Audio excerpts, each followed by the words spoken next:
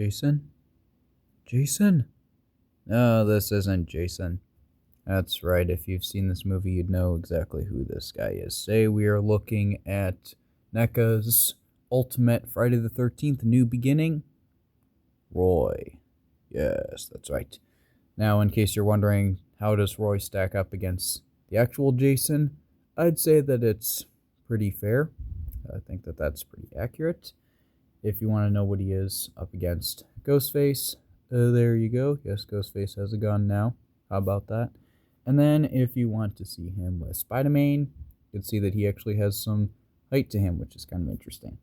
And then as far as how tall this guy actually is, why don't we find out together? So he stands from the bottom of his shoe to the top of his head. It looks like about 7 3/4 inches. Or that translates to, let's say, 19, like just over 19 centimeters. So, yeah, here he is. I think that this guy looks pretty good. If you've seen the movie, you'd know exactly what's going on with this guy. That this guy is not Jason. It is, in fact, just a guy. And there were some clues that kind of gave it away. And I'm curious of what you think of A New Beginning. If you've seen my short where I ranked all of the Friday the 13th movies, you know how I think about it, but I'm curious to know what you think about it. But anyway, so here he is. I think that looks accurate. I like the hockey mask there with the blue chevrons that are there on the sides there. Definitely gives a clue that, yeah, this isn't regular Jason. But it looks good. I like the kind of tan color that the mask is. I also like the silver detail around the I don't know what you would call it, the straps, the belt, whatever you want to call that. And then if you want to know, like, if you're still not convinced of whether or not this is Jason, well, let's just slide this off, and it shows that, yeah, that is definitely not Jason. Yeah, so he has kind of a bald cap on that has the mark on his face for where he got, cut with the axe in part 3, but yeah, so there's the Roy face. I think that it looks pretty good. I think it looks really accurate there. And then, yeah, the bald cap, it is a different color from the rest of his face, which actually makes sense. This bald cap is paler in color, which makes sense. And then, yeah, if you look at it from the back, there you go. And if you look at the mask from the inside, you can see that it's blue, which I think is kind of interesting. Yeah, as you can see, it just kind of slides in, and, you just kind of slide it down, and then there you go.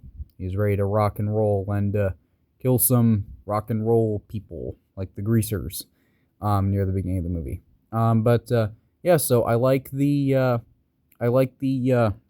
overall suit that this guy has, and it definitely looks kind of Michael Myers-esque, but I kind of like that, because Friday the 13th was originally created as a ripoff to Halloween, which is pretty cool.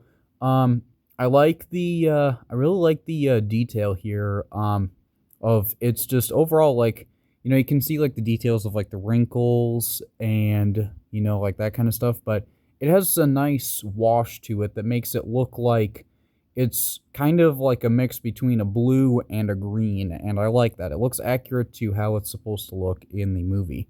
And another thing that's a nice attention to detail is that it's not entirely clean. That there's a cut right there, and then there's some blood coming out of that, which definitely is accurate to the movie. So I like that there's, like, some dark red around there to show that, yeah, this guy's been cut, and that's kind of slowing him down a little bit because this isn't actually Jason. So yeah, I like that. The hands, I think, look good for what they are. And then as far as the shoes are concerned, I think they look, perfectly fine for what they're supposed to be. No complaints there. I like the brown detail there and the kind of wrinkles on there. So, yeah, it looks overall really good. So, yeah, I mean, there's not really much to say with this. I mean, it's kind of like a bluish green coverall suit or whatever this is. But, yeah, I think it looks good. And as far as articulation goes, the head can move all the way around, and it can go up about that far and then down like that. So there you go. And then you do, of course, get some nuanced poses and all of that. And like I showed you, the mask is removable pretty easily. As far as the arms go, they don't go out very far. They only go out about that much, which is not very far. But I feel like it's, kind of fair. I mean, given this pretty thick, soft PVC piece that's around him. So the arms, can rotate. You don't get anything in the bicep. You do get a very tight, but still usable, double jointed elbow. So you don't get the most amount of range for it, and it does look a little weird if you look at it from the side there, but you do get a double jointed elbow nonetheless. So you do also get a little bit of rotation there. So that's pretty good. And then you do get, of course, some rotation there at the wrist and a little bit of a hinge there. Then as far as the torso goes, well, there is a joint in there, but it's very hard to use. So it can go back just a little bit, and it can go forward just a little bit. So really, he's not going to be doing any leaning forward or back. So if you want to have him get hit, you just kind of have to have him fall over. But yeah, and then for the legs, they can go forward a really good amount, and then they can go back a decent amount too. So I think that's pretty good. You do get a little bit of movement out to the side. Well, actually a pretty decent amount. So there you go. I think that's pretty good. And then you do get a tiny bit of a thigh swivel. It does move, but just barely. Then you do get a very tight single joint for the knee there. I almost called it an elbow. That's definitely not an elbow.